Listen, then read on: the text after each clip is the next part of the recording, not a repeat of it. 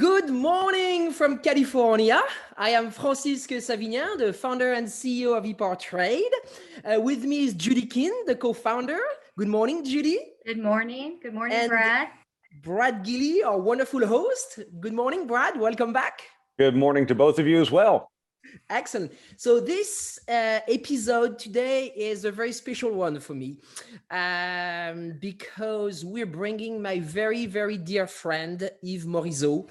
Yves Morisot is the founder of Stand 21, and I was extremely lucky in life to meet with Yves about 25 years ago.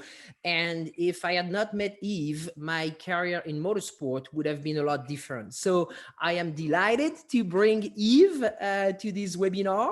And let's not forget, we're very honored to also have Dr. Terry Tremmel and Doug Feehan joining us today as well. Absolutely. I mean, two wonderful people, big industry players with a tremendous history in the sport. So I am getting a signal from our producer, Reed Keneski. I see Yves Morisot here. I see Doug. We're going to ask them to start their video and to start their mic.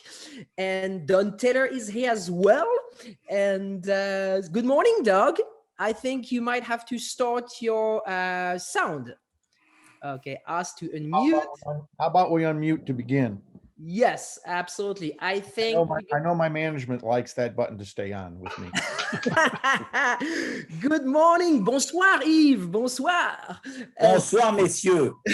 So Don Taylor is on, Terry is on, Doug is on. So Brad Gilly, you in charge. We'll let you take over for the next hour, and we'll see you guys in about 55, 58 minutes.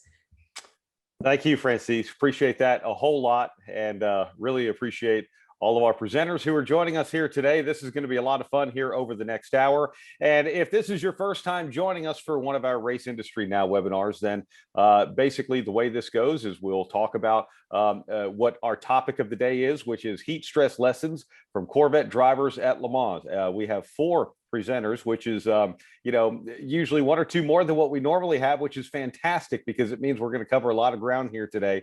But we're also going to welcome your input and your questions as well. And I'll introduce each one of our presenters. We'll let them talk. We'll answer questions along the way and just have a great hour here talking about safety and everything else. And again, the people who are joining us here today, we have Doug Feehan, the former Corvette racing manager, Dr. Terry Tremmel, of course, in open wheel racing in Indianapolis and Champ Car, certainly well known in safety and in the racing industry. Yves Morisot, president of Stand 21, and Don Taylor, the director of Stand 21 Safety Foundation. And Yves, I want to start with you because you're joining us all the way from France today, which is fantastic. We really appreciate that. Let's let you get it started. Tell us a little bit about Stand 21 and what we're talking about today. And again, heat stress lessons from Corvette drivers at Le Mans. Yves? Yeah, first I will start by tell hello to Terry, hello to Doug, to Don, and hello to Francisque and John, Judy, and you, Brad. I'm in France because I cannot travel to America. All of you, you know, I love your country. I spend a lot of time in your country. We have a business in West Coast. And I want to tell, my company is 50 years old. And 50 years ago, it was no safety around the world, close to no safety. It was a time when Jackie Stewart was telling sex is safe and racing was dangerous. Now, it's exactly the opposite. Sex is no more safe, but racing is a lot more safe because big people around the table. When I started the racing, it was no standard. It was close to no company except Simpson in America. And I start with a very small company because it was no standard. Formula One racer was wearing my equipment just because they believe in me. And I'm so happy 20 years ago, 18 years ago, when I start to do the foundation for you, with you in America, and with the help of Terry, with the help of Don, Steve Albert, John Melvin, we start something. I think it's like a dream for a French guy like me, because I was with the top of the world people, and they were so simple, so nice. A lot of you came to my home, and we spent time over there. We play golf together. I enjoy my life because we try to bring more safety in racing. And that's exactly a big dream. And now I'm 75. I'm no more a young rooster, but I still love what I'm doing. And I love to do. I will see you, I hope, in Long Beach Grand Prix, because we will do a seminar over there in September. I hope we will go out with this COVID-19. I hope it will not be a 2021. I'm sure no, because 21 is my number. COVID will not take. And thank you to all of you. Thank you, Terry, more times. You are my body. You not my body. You are with me because you believe. You did so much in safety. I remember see the movies with Steve. You know, when you were helping the driver in Indianapolis. All that. You know, it's so incredible what you did in your life. Thank you to all of you. Now I let you talk, and thank you, Doug, because you are the first man in Le Mans who I don't have to explain him his stress. He explained me his stress. That's wonderful. Yves, thank you. And thank you for joining us here from France and for the contribution of Stand 21, certainly. And congratulations on 50 years and, you know, look forward to 50 more and beyond. So that's fantastic. And you have all American people, you are my guest when you come to, if you come to Europe, come to our factory where we manufacture. That sounds wonderul. I have good wine. Oh, okay. Well, then you know what? As soon as we can, we'll be over there. Then how about that? I like that. Don Taylor, the director of the Stand 21 Safety Foundation, RacingGoSafer.org is where you can find out more about that. And Don, if you would give us a little bit of an overview about some of the topics that we're going to be talking about today with Doug and with Terry, and answering questions on the chat and all of that. Yeah. Hey, good morning, Brad. Just want to add here that Yves got a sign behind him that says 50 years. The company, Stand 21, is pretty unique in that Yves has run this family-owned business with him and now his son, Roma, for 50 years. Celebrated sometime during the COVID year. I'm not sure when exactly. And Yves actually working on a book on his memory there. But the foundation itself, Yves created this 10 years ago in order to give back to the sport and help educate racers about safety. So here we are. One can go to RacingGoSafer.org to our website for more information. But as far as today, you're two guys in motorsports and safety who are legends, and I want to turn it right over to them. Terry is the one who has repaired so many drivers. I'm talking Rick Mirza, Jim Crawford, Tommy Kindle, and on. But he's also spent a lot of time in trying to prevent injuries and improving safety medical response at the track and changing the rules. He's spent many hours at the Speedway, many hours campaigning for better safety. So we'll hear a little bit about what he has to say today about heat stress and perhaps fire. And then Doug, known Doug for maybe 30 years now.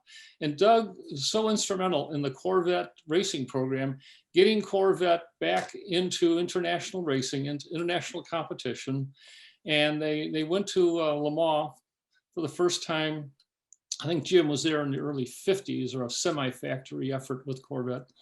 But they went there some 20 some years ago and learned a whole lot along the way. And Doug's going to share with us what they learned about that experience. So let's turn it right over to them. Brad, go ahead. Okay, well, that sounds wonderful. Well, we're talking about Doug right now, so we'll go ahead and start with you, Doug, if you would. And I know you've got some great stories to share and a lot of experience as well. And it's always fascinating to me. You know, I was talking to Don yesterday and basically saying, you know, in my experience in racing and selling race cars and race car parts and all of that, I always told people, you know, first money should be spent on safety, then worry about making your race car go fast. And I think one thing that's great about our industry is the fact that when it comes to safety, I think everyone in our industry is very proud of how safe the industry is. And I also think sometimes we take things for granted, you know, just because we see people walk away from wrecks and we see a lot of different things happen, but it's even more than just that. And as we're talking about heat stress here today, you know, Doug, your experience throughout the years, especially with endurance racing and everything that you've done, you know, tell us about, you know, what you can, and maybe share some stories if you would. Well, going back to what Yves said, when we look at really the history of safety, when I first started racing, I mean, it was T-shirts, Levi's. They did have helmets, but guys were smoking in the cars while they were racing. I mean, that's the void that existed. And the industry, to its credit, always seemed to react to catastrophe. When one thing would happen that would cause disaster, then that would be addressed. And you've watched that happen from the helmet development to chassis development to safer barrier, and obviously fire and heat, which we're discussing today. So it was paramount to me and all the things that I had witnessed early on in my career when there literally was no safety. I wanted to implement a philosophy in Corvette racing that was indeed safety first. We built our first racing Corvette back in probably 1988, 89. We got that car done, all right. And I issued an order that said we were going to take that immediately to Milford and crash test it. Car had not turned a lap, all right. And we had spent over a year building it. And we took it to Milford to crash test it.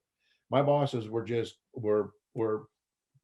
I mean, they had a difficult time accepting why I wanted to do this, but I explained to them why. That in the future, as we go down, and I saw this program as having legs and having the ability to go for a long time, that safety was going to be paramount. So they approved my request, and we went and we crash tested that brand new GT car, and all the things that we had designed in proved to be very, very effective. And I can tell you this, you only have to look at videos throughout the years and look at some of the tremendous crashes and impacts that car has endured. We've never lost a car to an accident. And we've been in some of the most horrific crashes in GT racing history. Drivers have always emerged safely. So I feel very proud of having instituted that foundation from what we built. Our first vehicle. And from there, we went on with a side impact box, which we still use today. We incorporated using some of our NASCAR, and Terry was involved in some of this, some of our NASCAR learnings with our side safety nets, both driver side and interior side. That was not required. We introduced that into sports car racing. Helmets in pit lane, we were the first to use those. And that was voluntary. All right. We just did that because we knew it was the right thing to do. So the foundation of Corvette racing has always been safety based. I think my personal experience with heat, other than short term of being a driver myself and knowing in front engine cars how damn hot they are. Back in 1986, I was doing some Trans Am work, and Formula One was in Detroit at that time, and Trans Am was racing, and we had a relatively warm, sunny, early summer day. The outside temperature was not that great. However, in the car we were racing, Chris Neifel was driving, and it developed an exhaust leak. And Chris reported that on the radio, that he was feeling some heat on the floorboard, and that it was growing greater and greater. And of course, we asked, well, can you manage it? We didn't think anything about it. Oh, yeah, don't worry, I got it under control. Well, let me tell you what, that race finished, he got out of the car and had second and third degree burns, all right, on his right foot. That would, to look at the extent of that injury, and Terry knows what a third degree burn is. I mean, you're down into tissue with that thing. It took him over 3 months to recover from that, to be able to walk. It was a terrifically, just a terrible, terrible incident. But what I learned from that was that drivers aren't often the most accurate source of information. Not all of them, but some of them will drive through anything to the point of doing themselves bodily harm. Their dedicated to mission is so strong that they're not willing to give up. And so that taught me that, we needed to delve deeper in instructing our drivers before they got into cars. We also had to look at various indications with instrumentation in the car that could independently tell us what was going on in there. I felt I was really bothered by the fact that Chris would drive through that. I understood it, and it was a proud moment for him, I know, finishing that race. But nonetheless, with safety in mind, we had to do things to improve all aspects of safety. Fast forwarding to Le Mans, our first year was 2000. And it was it can get warm, as Eve knows, it can get warm in Le Mans, and we had a warm day. And Le Mans is kind of unique, and it was the first time for me that we had ever raced a fully enclosed race car with the aero benefits and efficiencies and advantages of putting windows in the car. It was a couple miles an hour down Mulsanne Straight. Well, obviously, when you do that, you take away a lot of natural ambient ventilation of the cockpit, okay? And those interior temperatures are going to be on the rise. We had little NACA ducts built into the windows themselves with, the flexible cooling duct, pretty much Fred Flintstone air conditioning, if you will, that we used. And it seemed to be reasonably effective in all our testing. However, on this day, the heat was far more intense than anything we had tested before. And long story short, it was actually around noon. Justin Bell was driving at the time. We were finishing up his last stint. He reported all along that it was hot inside the car, and that he was feeling the heat. We noticed that there was a very linear degradation of lap times in his level and ability to perform with about 2 laps. And keep in mind, these are 8.5 mile laps, and they take over, at that point in time, they took a little over 4 minutes. He was reporting himself feeling ill, lightheaded, woozy. We instructed him, immediately, come in. No, I can finish. Well, he did finish. He managed to get the car pulled into pit lane, got the car stopped, and passed out behind the wheel. It took 3 of us to drag him out through the window because he was unconscious. All right. Revived him immediately. Hour later, he was fine. But there's another example of what he can do. We had an indicator of what was happening. We had a driver report of what was happening, but once again, the driver was taking it right to the limit. That caused us to begin to think about, a better way to create a safer and higher performing environment for our drivers. Obviously, air conditioning came to mind. I mean, that would be the first thing you would think of. But in those days, air conditioning was unheard of in race cars. I mean, it didn't exist. And of course, there was huge pushback from our engineering team, who didn't want to add the weight, didn't want to take away the horsepower from the engine. It's in those days, it was somewhere between 5 and 10 horsepower to run a big compressor and pump all the coolant through the condensing coil and evaporative coils and fans. And I mean, it was, they were looking, oh my goodness, it's going to be, almost 30 pounds of equipment and, 10 horsepower. And that's going to equate to, 1.6 mile an hour slower down Mulsanne. So our staff went to work on a piezoelectric unit, which is a science that involves electrical cooling with no moving parts. And I don't want to get into the science out because I'm not that well versed in it, but 2 different currents through 2 different materials. Heat is taken away from run. It causes a cooling effect. You can then take a fan and blow that cooling effect. Well, took us a couple of years, but we developed a piezoelectric small cooler that delivered ventilated air into the driver's helmet. And it weighed maybe 3 pounds. So we met the requirement of the engineering staff. This wasn't chilling cold, but it was cooler air. And we were able to still run an enclosed car. Lo and behold, that very year, which was, I don't know, maybe 2004, was a brutally hot day in Le Mans. And I think it was either Ferrari 550, it was Pro Drive. It was either Ferrari 550 or their first year there with the Aston Martin.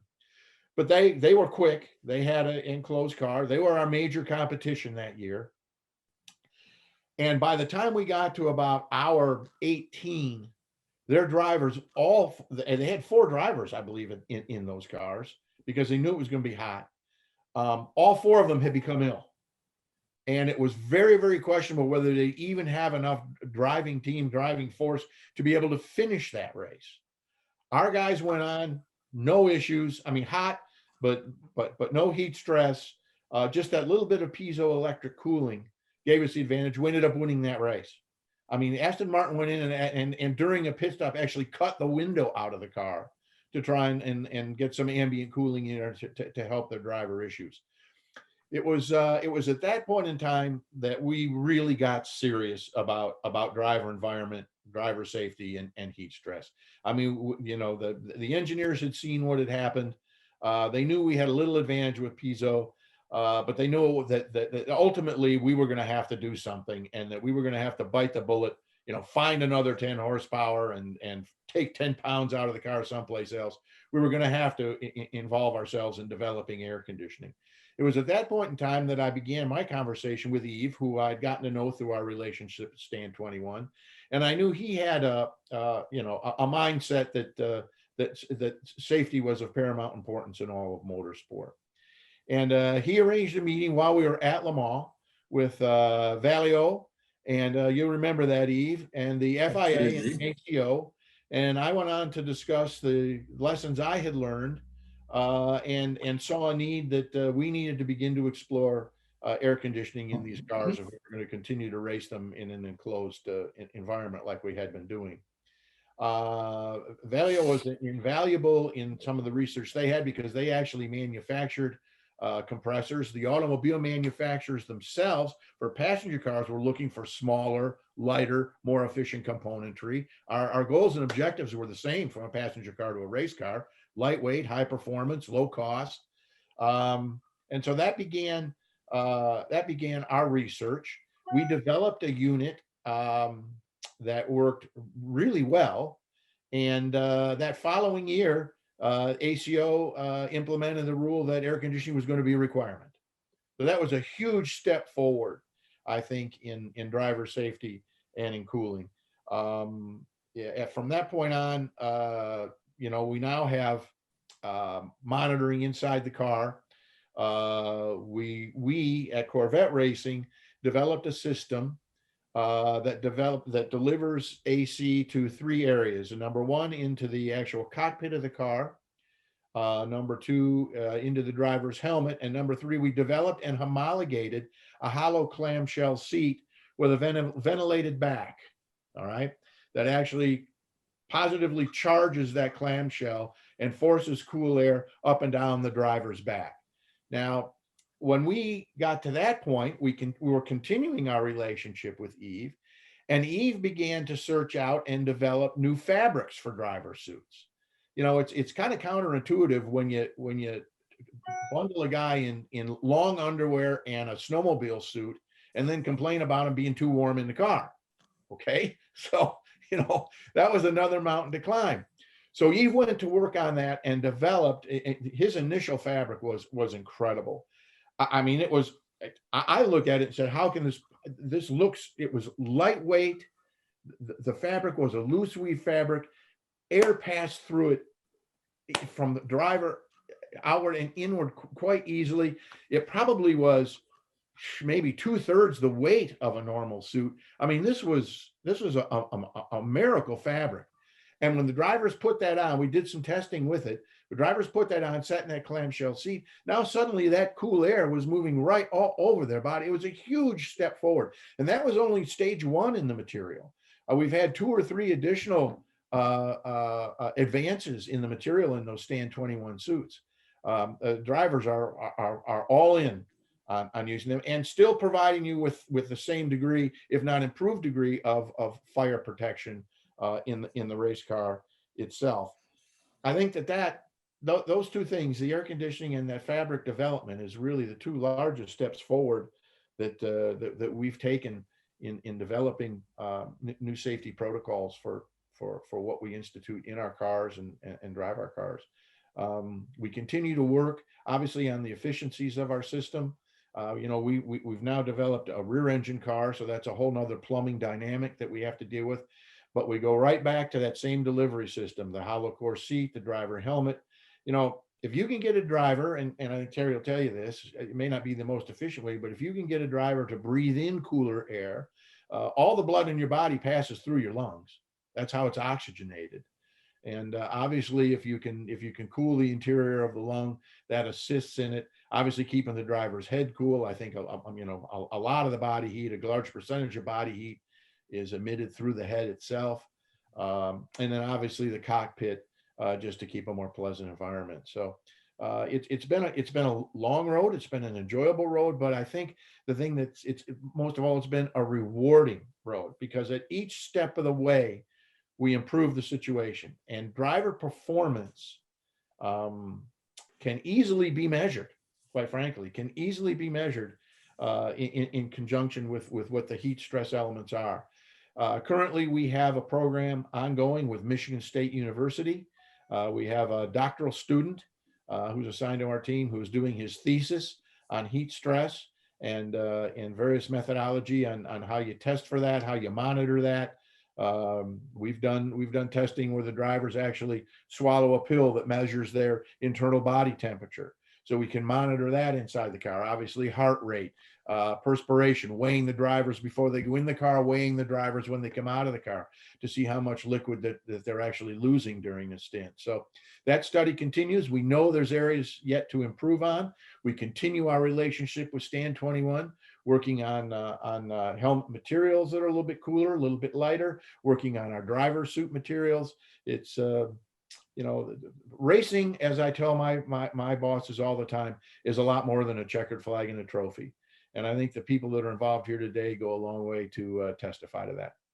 That is very well said, for sure. And let's bring in Dr. Terry Trammell. And I know throughout the racing industry, Dr. Trammell, you're either directly known or certainly well known throughout the industry. But for those who may not know, and I just want to make sure that we cover all of what you do and what you have done, and literally just read from your bio here. Dr. Terry Trammell, MD, is an orthopedic surgery specialist in Indianapolis. Terry has served as the orthopedic consultant to Indianapolis Motor Speedway from 1981 to 95. Was involved with CART Medical Services from 84 to 2008. His interest in motorsport safety research has led to the implementation of many of today's safety innovations. Dr. Trammell is a founding member of the FIA Institute for Motorsport Safety and a consultant to many international motorsport organizations. Dr. Trammell, as we talk about heat, it's interesting here as well in listening to Doug, just simply talking about different forms of heat in the race car. Some people think of heat and instantly think of fire. Well, I've got a fire suit. Depending on what type of car you drive, maybe you have heat coming up from the floorboard. Depending on which way the exhaust are routed, you might have even more heat that you need to protect your feet from, or you might need to protect your tail from if you're sitting in an aluminum seat that's not, properly, equipped to be able to, get rid of a lot. Or some cars like NASCAR now at Indianapolis Motor Speedway, even, for example, are so sealed to the racetrack that no air goes underneath them. And now all of a sudden the cockpit is even hotter than what it once was before. But Dr. Trammell, if you could talk about that, because, with every different type of heat we're dealing with, there is a different type of solution, as Doug was just talking about as well. Okay. Well, first of all, Doug covered all the waterfront pretty well in terms of what can happen and measures that have been taken to prevent it. I'm going to be a little bit professorial and trying to explain why. The nice part about human anatomy and physiology is they haven't changed since God was a baby. So we're dealing with the same program, and you'll be surprised to see that this is not a new topic. Can I use my share screen and show you some slides here? Figure this out here. Go to something.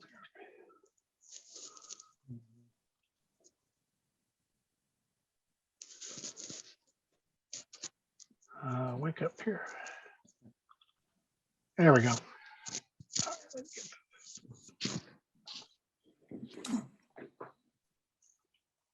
All right, so we're going to talk a little bit about what was referred to earlier as what role the fire suit plays in all this. But in order to understand that, you have to understand why there is a problem and what it does to you.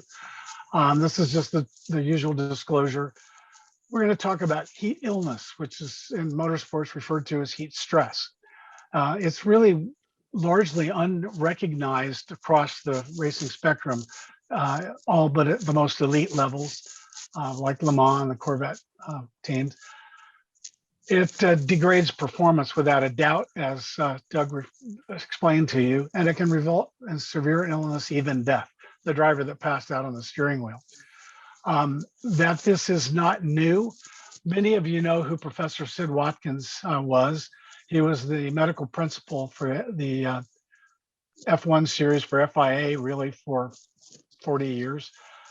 This is his medical school thesis to get his MD degree, written in 1956. And it establishes the degradation of manual and cognitive skills with increasing core temperature.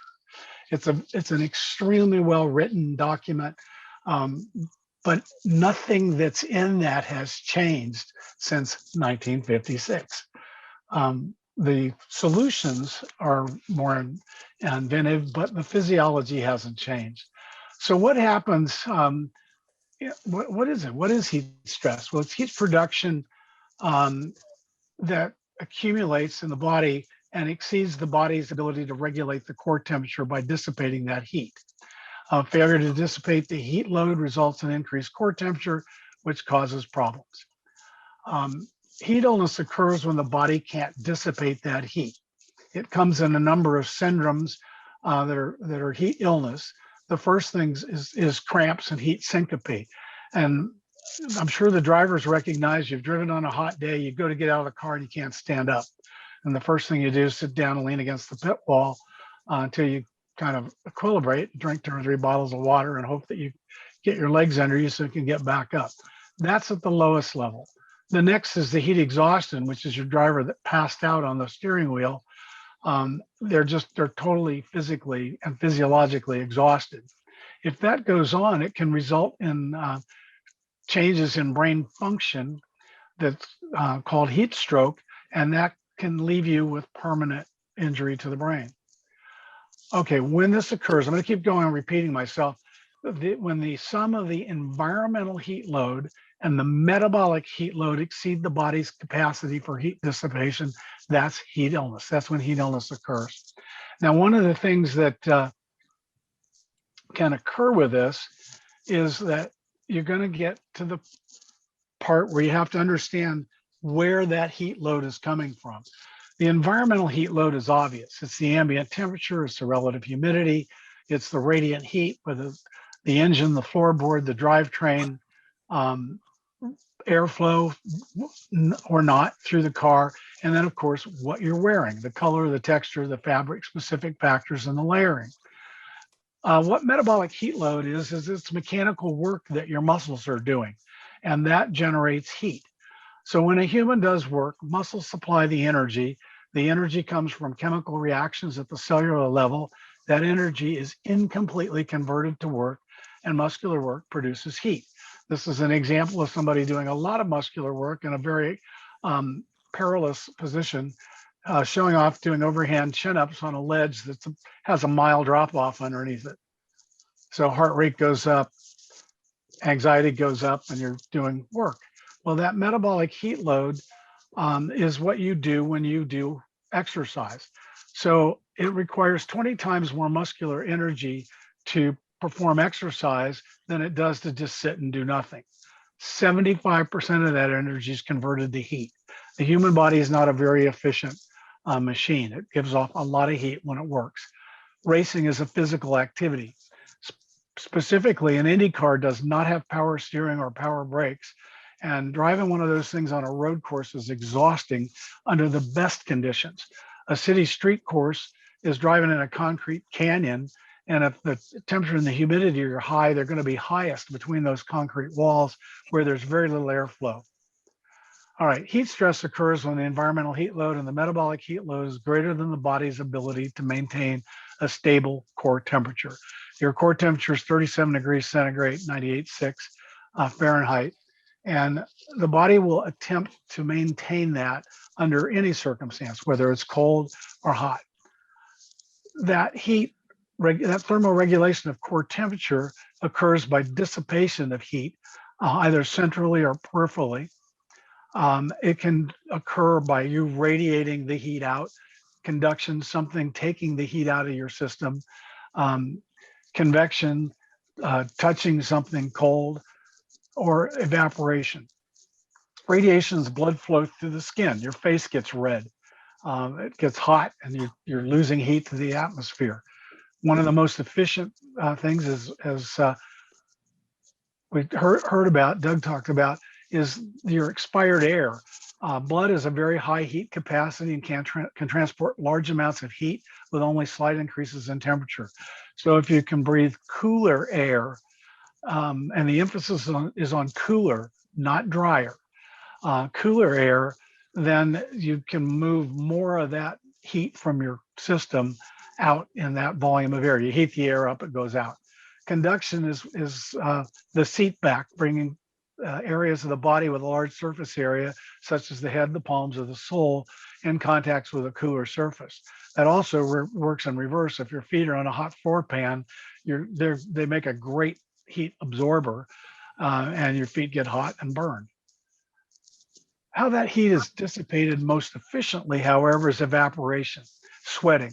And the phenomena of sweat evaporating is called sudation, the heat of evaporation that's withdrawn from a system. So if you can cause a system to lose heat to the environment, such as the heat that it takes to evaporate sweat, it's going to lower your core temperature.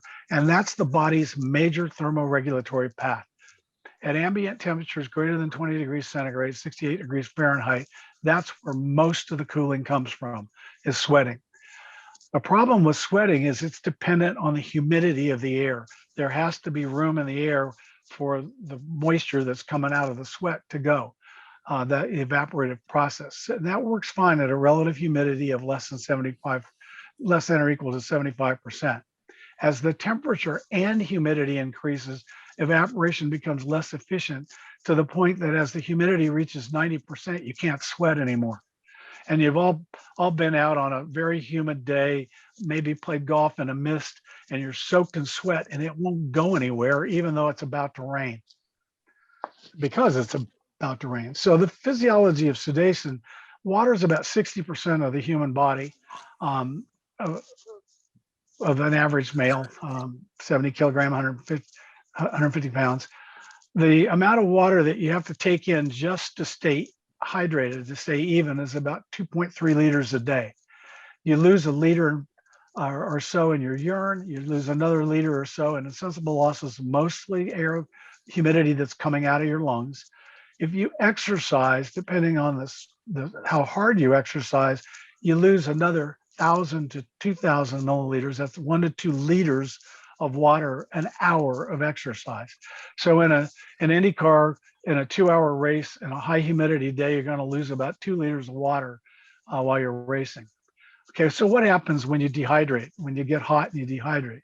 If you have a 2% loss, that's just 3 pints, 3 pounds of water. A pint's a pound the world round. That results in the early minimal impairment of thermoregulation with an increased core temperature. You get up to 4.5 pounds, 4.5 pints. Now you're risking heat-related illness at the first level, the heat illness. You get up to 6 pints and you're going to be at the upper level of heat cramps, heat syncope, you start to drift into heat exhaustion. At that 1.5 gallon level, now you're risking heat exhaustion or heat stroke, coma, and death. So what's the role of humidity? Well, it reduces the heat dissipated by sudation. You can't sweat. It's well known. The old-fashioned way was to spin a wet bulb thermometer, and you took the wet bulb and the dry bulb temperatures and you add them together. If it was over 150, you were at higher risk. Nowadays, you take your app on your phone and your weather app, and you look at the feels like temperature on your app and see what it says. Then you go to something called a NOAA table, which is readily available. Just go to NOAA.org, and that's the National Weather Service. And it has a very pretty table.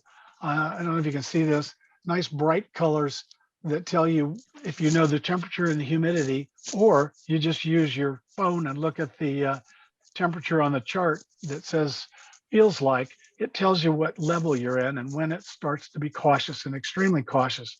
The NCAA has actually published that with a scale. You can go online or use your phone app, put in the ambient temperature feels like, and it'll tell you what you're supposed to do, because they had so many deaths in football, especially at the high school and college level, all of which have pretty much gone away with following that.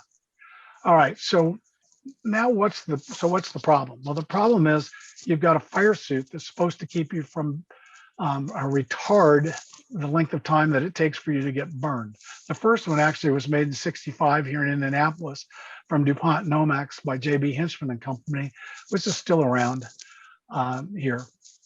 So what's the function of a fire suit? Well, obviously it's to protect you from a fire. And how it does that is it has a thermal resistance. It causes temperature not to be transmitted through to you. So now you're in a dilemma. Do you want to be comfortable like the young lady driving this simulator, or do you want to be bound up in all of this garb here on the right? So you have to make some choices. Fire suit is thermally protective by virtue of the material it's made from, the density, the fiber size, the way it's woven, how many layers, how the fabric's been treated. And on the comfort side, it's first of all, how does it feel? I mean, is it comfortable, soft, so on and so forth? And there's how permeable to air is it, which is really important. You simply pick the material up, stretch it out, put it in front of your mouth and try and blow through it in both directions. If you can blow right through it, it's probably a good product. It has other measures of how the water vapor gets out and what the comfort index is, how it feels again. Is it stiff? Is it abrasive? What do you want? It has to be thermally protective, and that is spelled out chapter and verse and lots of different standards. But the bottom line is the thermal protective property of the performance of the suit is a number. If you take 50% of that in front of a butane burner, it's the time it takes to get to a 2nd degree burn through your fire suit. It also is somewhat variable with the amount of oxygen in the suit. But when you see that TPP number, take half of it, and that's how many seconds you have till you get burned. It also has an SFI grade, which is also the TP related to the TPP rating, but your suit will have a number on it, like the fire suit says 3.2A/number. Most of them are 5. If you take 5 and double it, that gives you 10 seconds in a fuel fire until you have a 2nd degree burn. So if you think that your fire suit's going to let you sit in the car and chat on the radio while it's burning, think again. You have comfort parameters that you want to choose in the suit, and like this one, in the position that it's in, trust me, there's no resistance to more water vapor evaporating off the young lady's chest. It's breathable and comfortable. The microenvironment is what exists at the skin level. It's what your skin sees. That's under the suit. So your skin temperature and the microhumidity, the sweat sitting on your skin, is different than what's going on outside the suit. And the idea is to transmit that moisture, evaporate it, and pass it out of the suit into the environment. And it takes heat from your system and cools your body, so your core temperature goes down. The identifiable optimum material is breathable. First of all, what we said, you hold it up and you blow through it. It has a very low evaporative resistance, so moisture will pass through it easily. And you want it to have as high a thermal resistance as you can get, at least in a race car 3.2A level 5. And the drag racers were even higher, a much stiffer suit because of the way they don't have to turn much. So the most desirable fire suit has the best thermal protection, the best comfort parameters, and a freedom of movement that allows flexibility. It doesn't impede egress from the vehicle. So how do you know that? Well, Eve's referred to it, and it's been referred to that there was actually some testing done. And if you look at fire suit A and fire suit B at different levels, this is how long it takes when performing work at 50 watts to raise your core temperature a degree. And you can see that one is considerably better than the other. The other part of this is the different ratings for the suit at different temperatures and humidity. It also tells you how long it takes before you reach the level that causes heat stress. So at 40 degrees centigrade, 60% relative humidity, in the suit A, you'll get to that level in 46 minutes. You get 56 minutes in suit B. At the highest level, 60 degrees centigrade and 60 degrees 60% relative humidity, you get 30 minutes in suit A, 38 minutes in suit B. So it's 28% better, longer. We talked about airflow in the Stand 21 helmet. The reason that air works inside your helmet is twofold. One is that it evaporates the sweat. I mean, everybody's had a hat on playing a sport or been outside and your hair is drenched, or you've taken your helmet off and your hair is absolutely soaked. What air passing through the helmet does is it evaporates that sweat and takes temperature out of the system.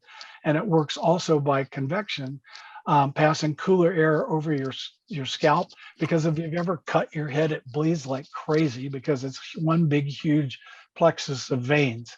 Well, the materials that Stand 21 has developed into their suits, and the Air Force helmet, which is something we're working with now in the Indy cars because of the fact that there's no airflow through the car. It's difficult to get airflow through the car.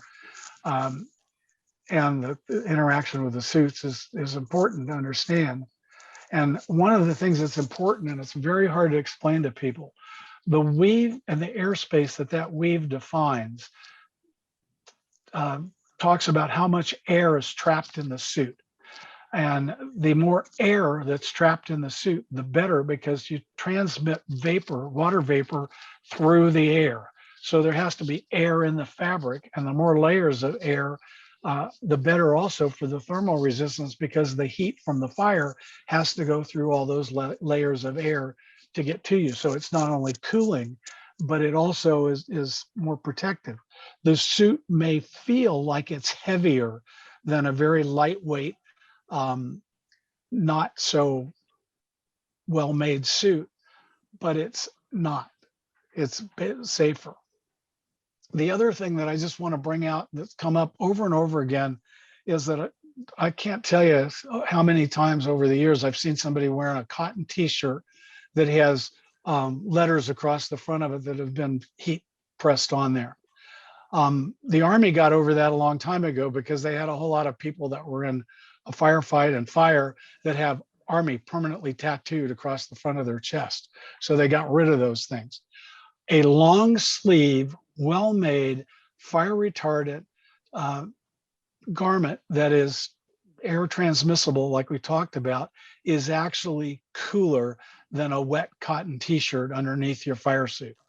Plus the fact that the t-shirt doesn't cover your arms, which is usually where you get burned first. So I can't emphasize enough the benefits of wearing the proper long underwear under your fire suit. It not only keeps you cooler, but it doubles the burn time. Those burn times that I showed you are for the fire suit without underwear. They're just for the garment. You put the underwear on underneath it, and it doubles the length of time that it takes to get a second-degree burn. So that's my message for today. Go get a nice pair of underwear. Your mother should have told you to do that a long time ago anyway. And that's all I've really got to say. That is that's actually extremely fascinating. And I was thinking about the underwear question as well, like what it does, if it just compounds or if it is fractional. But that's fascinating, and I'm sure for a lot of people, good advice. I do want to get to a couple of questions we've had in the chat here. One of them asked, basically, drag racers, what material names should we be looking for in current top level driver suits? And are we necessarily looking for material names? I know you mentioned Nomex and another one, or are we just more concerned with an SFI rating and then find what material works best for you? What would you recommend? The SFI rating is probably the for what you're going to be able to buy here regularly, especially the drag racers, is they have a much higher SFI rating, that the slash number, the TPP. And it's mandated by NHRA, but I don't remember. I think it may be as high as SFI 20. Okay. SFI 20. Okay, thanks. Okay. And yeah, they have a heavier suit. And that's why a lot of them wear the jacket and the pants, so they don't have to run around in the jacket all day. But anyway, yeah, it's different. Yeah, no, that makes sense. And that was fascinating. And I know a lot of people, even some comments in the chat just about how interesting this is. And when you talk about heat, but I don't know that a lot of people talk about comfort. I think a lot of people look at it, and I'm glad, you talked about the SFI rating and all of that, because people may say, oh, I've got my fireproof suit on. Well, it's not fireproof, like you said, fire retardant, and some misconceptions there. What about other things like we see helmets with, socks on them and, balaclavas and all of the other things that go along besides just the suit? Right. Well, the early cooling, anything you can do to your head, the cool caps, so on and so forth. If you've got room to do that, and especially now with the waterless cooling systems that don't have to circulate a fluid, some of those are smaller, lighter, more beneficial. The coolants that are the electrical cooling systems that do have a fluid circulating, those are good as well. There is a thing to understand about the cool shirts and so on and so forth. There are lots of different ones, but the material that the tubes are in needs to meet the SFI standard for the long underwear.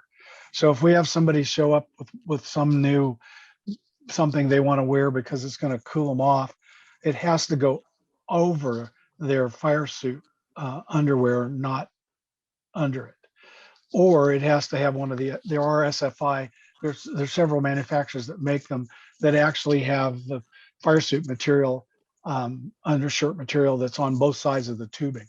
So it's against your skin as well as that. It makes it a little bit less efficient, but it beats having it burned to your skin. The soles of your feet, really, in a cabin car, as Doug pointed out, that floorboard can get really hot. And if it's a front engine car, the transmission tunnel gets hot. And the combination of actually being able to touch it, that's conduction, so it's going to heat you up. And the floorboard, we talk about palms of your hands and feet.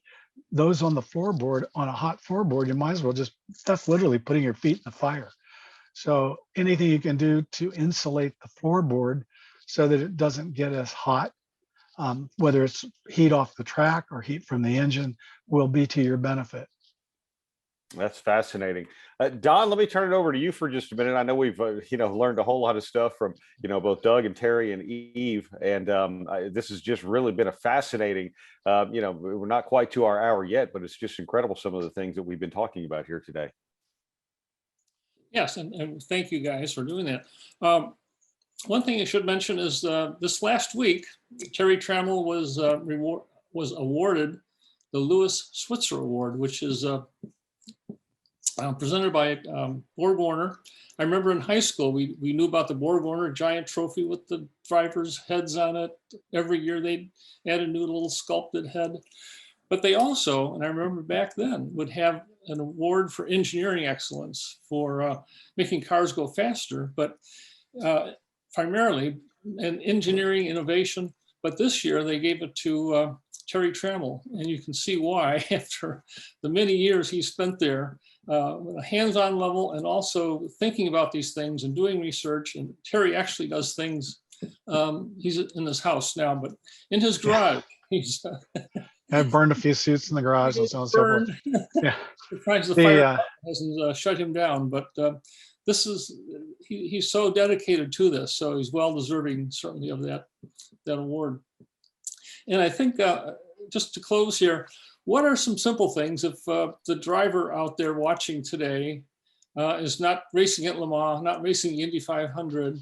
It's a hot Saturday night in Georgia. He's racing a stock car. What are some simple things? I'll ask Terry and Doug too. Simple things. I've heard hydration and I've heard underwear. Can you elaborate more on that, please? Let's talk a little bit about hydration. You have to start 2 or 3 days before the event, and you want to increase your water intake progressively so that you're basically going to the bathroom about every 2 hours and your urine's crystal clear. If it's not, drink more water. You can't do that the morning of the race. Your body won't trigger that quickly. You want to build up your reservoir, so to speak, and it takes a couple of days of acclimatization to that. The other thing is if you're going to race in a hot summer days, if you're an ARCA racer or Silver Crown or whatever, you have to exercise in the heat and really we tell our drivers that are regularly in the gym, take your fire suit, your underwear, your shoes, and your helmet, and get on the exercise bike and ride it for 2 hours and see how you do. because that's what you're going to do in a race car, only to a much greater extent because of the muscular work and heat. So you have to train the way you're going to perform. And if you, that's really the simplest thing you can do. And if you're, a guy that's working 8 hours and overtime and you're going to race on the weekend, when you get home at night, spend a half an hour doing calisthenics and exercise in what you're going to wear in the race car, and get used to it and hydrate. Doug, would you like to add anything to just the Saturday night, the weekend racer? I think if the thing that we really haven't talked about much here today, and this subject is very germane, is that more so today than ever before, our drivers personally get involved in the science of heat stress and health and fitness. And they have a communication system among themselves where they will find new techniques, new devices, new methodology. They do a tremendous amount of research themselves in the science of fitness and heat stress. And that they are kind of a self-regulating body. All the things that Terry has talked about, they are aware of. It goes right into their diet. It's a much different world than it was 30, 40, 50 years ago. The drivers themselves have become little mini scientists, and I encourage that, and I encourage all that data sharing, and we share that data with our partner Stand 21 as well. The information flows forwards and backwards. That's the beauty of a company like Stand 21, is that they are there, they are at the event, they are open to dialogue, and they are quick responders, whether it be shoes, whether it be helmets, whether it be gloves, underwear. If the drivers report back that they think there's an area that can be improved, Eve's group goes to work on that, and literally by the next race, we have something else for them to try. Those are the things that are responsible for advancements. When you have a team that's willing to participate and a manufacturer who's willing to work with them, great things can be achieved. And I think Stand 21 really stands at the top of the pack for doing that. We've been with them for well over 20 years, and I have no interest in going anyplace else. Wow, very well said. Merci beaucoup. and But you have to understand now, around the world is about 3 million people who race. 98% of Saturday night player. That's club. And these people, they don't have to wear synthetics. They don't have to wear, they just have to think very simple. Normally, amateur racing is more dangerous than professional racing, because that's amateur, and they have to be ready, to be well equipped, because it's the best way to escape. But really big thing now, the big thing in the world is amateur racing.